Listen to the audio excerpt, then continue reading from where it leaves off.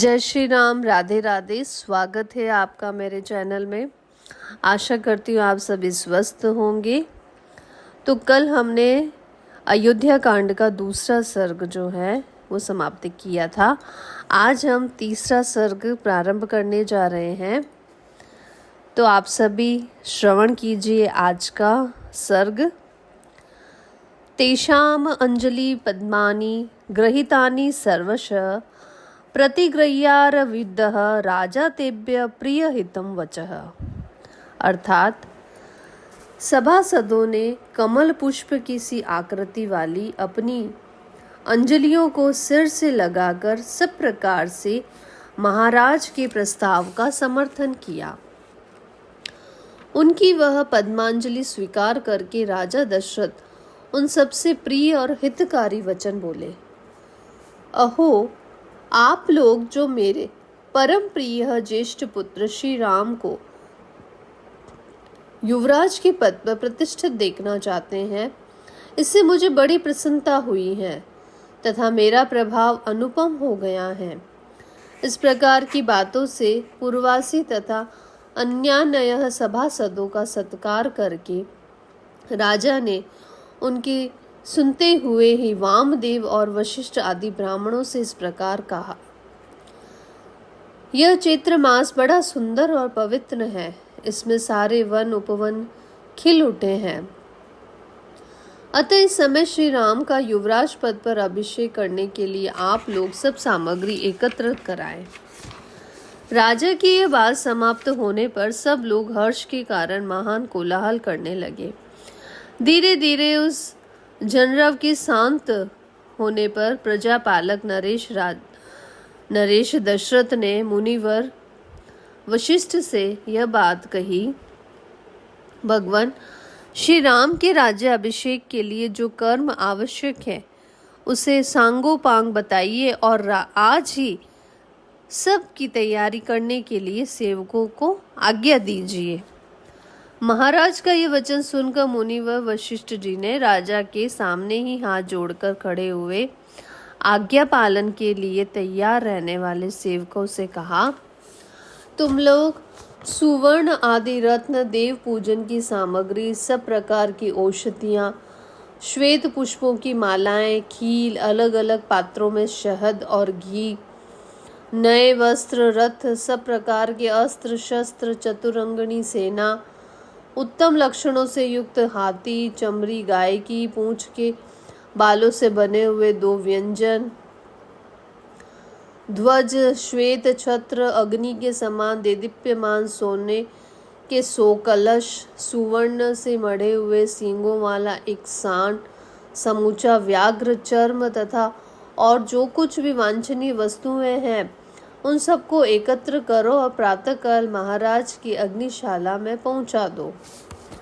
अंतपुर तथा समस्त नगर के सभी दरवाजों को चंदन और मालाओं से सजा दो तथा वहां ऐसे धूप सुलगा दो जो अपनी सुगंध से लोगों को आकर्षित कर ले। दूध, दही और घी आदि से संयुक्त अत्यंत उत्तम एवं गुणकारी अन्न तैयार कराओ जो 1 लाख ब्राह्मणों के भोजन के लिए प्राप्त हो। कल प्रातः काल श्रेष्ठ ब्राह्मणों का सत्कार करके उन्हें वह अन्न प्रदान करो, साथ ही घी, दही, खील और पर्याप्त दक्षिणाएं भी दो।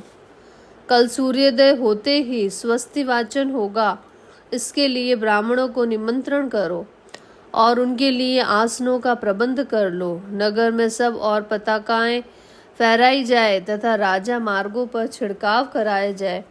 समस्त संगीत निपुण पुरुष और सुंदर वेशभूषा से विशुभित वरांगनाएं नर्तकियां राजमहल की दूसरी कक्षा में पहुंचकर खड़ी रहे। देव मंदिरों में तथा चैत्य वृक्षों के नीचे या चौराहों पर जो भी पूजनीय देवता है उन्हें पृथक पृथक भक्ष्य भोज्य पदार्थ एवं दक्षिणा प्रस्तुत करनी चाहिए। लंबी तलवार लिए और गोधा चर्म से बने दस्ताने पहने और कमर कस तैयार रहने वाले शूरवीर योद्धा स्वच्छ वस्त्र धारण किए महाराज के महान अभ्युदयशाली आंगन में प्रवेश करें। सेवकों को इस प्रकार कार्य करने का आदेश देकर दोनों ब्राह्मण वशिष्ठ और वामदेव ने पुरोहित द्वारा संपादित होने योग्य क्रियाओं को स्वयं पूर्ण किया। राजा के बताए हुए कार्यों के अतिरिक्त भी जो शेष आवश्यक कर्तव्य था उसे भी उन दोनों ने राजा से पूछकर स्वयं ही संपन्न किया। तदंतर महाराज के पास जाकर प्रसन्नता और हर्ष से भरे हुए वे दोनों श्रेष्ठ द्विज बोले, राजन, आपने जैसा कहा था उसके अनुसार सब कार्य संपन्न हो गया है। इसके बाद तेजस्वी राजा दशरथ ने सुमंत्र से कहा, सखे, पवित्र आत्मा श्री राम को तुम शीघ्र यहाँ बुला लाओ।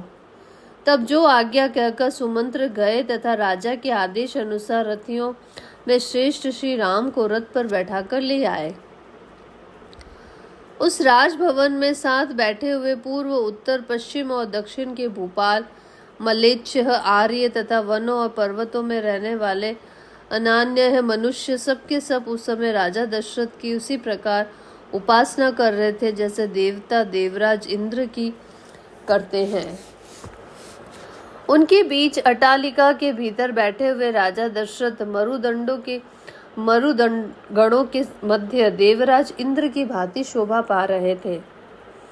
उन्होंने वहीं से अपने पुत्र श्री राम को अपने पास आते देखा, जो गंधर्व राज के समान तेजस्वी थे। उनका पौरुष समस्त संसार में विख्यात था। उनकी भुजाएं बड़ी और बल महान था। वे मतवाले गजराज के समान बड़ी मस्ती के साथ चल रहे थे। उनका मुख चंद्रमा से भी अधिक कांतिमान था। श्री राम का दर्शन सबको अत्यंत प्रिय लगता था। वे अपने रूप और उदारता आदि गुणों से लोगों की दृष्टि और मन आकर्षित कर लेते थे। जैसे धूप में तपे हुए प्राणियों को मेघ आनंद प्रदान करता है, उसी प्रकार वे समस्त प्रजा को परम आहंत देते थे। आते हुए श्री रामचंद्र जी की ओर एकटक देखते हुए राजा दशरथ को तृप्ति नहीं होती थी। सुमंत्र ने उस श्रेष्ठ रथ से श्री रामचंद्र जी को उतारा और जब वे पिता के समीप जाने लगे तब सुमंत्र भी उनके पीछे पीछे हाथ जोड़े हुए गए। वह राजमहल कैलाश शिखर के समान उज्जवल और ऊंचा था। रघुकुल को आनंदित करने वाले श्री राम महाराज का दर्शन करने के लिए सुमंत्र के साथ सहसा उस पर चढ़ गए। श्री राम दोनों हाथ जोड़कर विनीत भाव से पिता के पास गए और अपना नाम सुनाते हुए उन्होंने उनके दोनों चरणों में प्रणाम किया। श्री राम को पास आकर हाथ जोड़ प्रणाम करते देखकर राजा ने उनके दोनों हाथ पकड़ लिए और अपने प्रिय पुत्र को पास खींचकर छाती से लगा लिया। उस समय राजा ने उन श्री रामचंद्र जी को मणि जड़ित सुवर्ण से भूषित एक परम सुंदर सिंहासन पर बैठने की आज्ञा दी, जो पहले से उन्हीं के लिए वहां उपस्थित किया गया था। जैसे निर्मल सूर्य उदय काल में मेरु पर्वत को अपनी किरणों से उद्भाषित कर देता है, उसी प्रकार श्री रघुनाथ जी उस श्रेष्ठ आसन को ग्रहण करके अपनी ही प्रभा से उसे प्रकाशित करने लगे। उनसे प्रकाशित हुई वह सभा भी बड़ी शोभा पा रही थी, ठीक उसी तरह जैसे निर्मल ग्रह और नक्षत्रों से भरा हुआ शरद काल का आकाश चंद्रमा से उद्भाषित हो उठता है। जैसे सुंदर वेशभूषा से अलंकृत हुए अपने ही प्रतिबिंब को दर्पण में देखकर मनुष्य को बड़ा संतोष प्राप्त होता है, उसी प्रकार अपने शोभाशाली प्रिय पुत्र उन श्री राम को देखकर राजा बड़ा प्रसन्न हुए।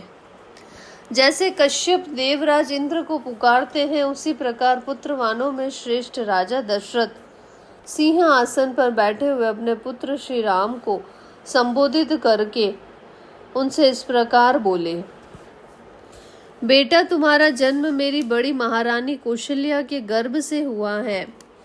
तुम अपनी माता के अनुरूप ही उत्पन्न हुए हो। श्री राम, तुम गुणों में मुझसे भी बढ़कर हो, अतः मेरे परम प्रिय पुत्र हो।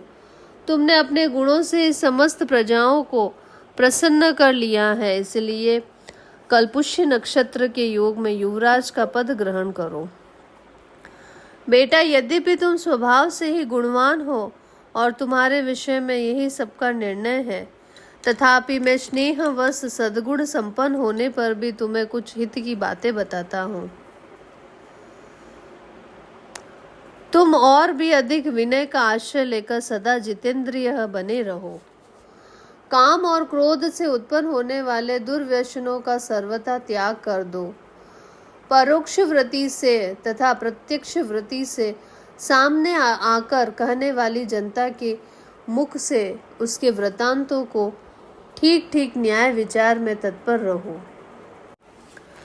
मंत्री, सेनापति आदि समस्त अधिकारियों तथा प्रजाजनों को सदा प्रसन्न रखना। जो राजा भंडारगृह तथा शास्त्रागार आदि के द्वारा उपयोगी वस्तुओं का बहुत बड़ा संग्रह करके मंत्री, सेनापति और प्रजा आदि समस्त प्रकृतियों को प्रिय मानकर उन्हें अपने प्रति अनुरक्त एवं प्रसन्न रखते हुए पृथ्वी का पालन करना। उनके मित्र उसी प्रकार आनंदित होते हैं जैसे अमृत को पाकर देवता प्रसन्न हुए थे। इसलिए बेटा, तुम अपने चित्त को वश में रखकर इस प्रकार के उत्तम आचरणों का पालन करते रहो। राजा जी के ये बातें सुनकर श्री रामचंद्र जी का प्रिय करने वाले सुहृदयों ने तुरंत माता कौशल्या के पास जाकर उन्हें यह शुभ समाचार निवेदन किया। नारियों में श्रेष्ठ कौशल्या ने वह प्रिय संवाद सुनाने वाले उन सहृदयों को तरह तरह के रत्न, सुवर्ण और गो माताएं पुरस्कार के रूप में दी। उसके बाद श्री रामचंद्र जी राजा को प्रणाम कर रथ पर बैठे और प्रजाजनों से सम्मानित होते हुए वे अपने शोभाशाली भवन में चले गए।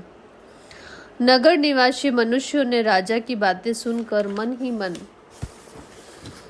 यह अनुभव किया कि हमें शीघ्र ही अभिष्ट वस्तु की प्राप्ति होगी।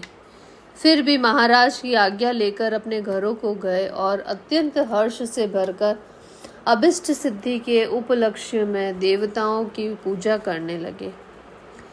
इस प्रकार से अयोध्या कांड का 3रा सर्ग पूरा होता है। कल हम 4th सर्ग प्रारंभ करेंगे। आपका दिन मंगलमय हो। चैनल को लाइक, सब्सक्राइब और ज़्यादा से ज़्यादा शेयर करें। धन्यवाद।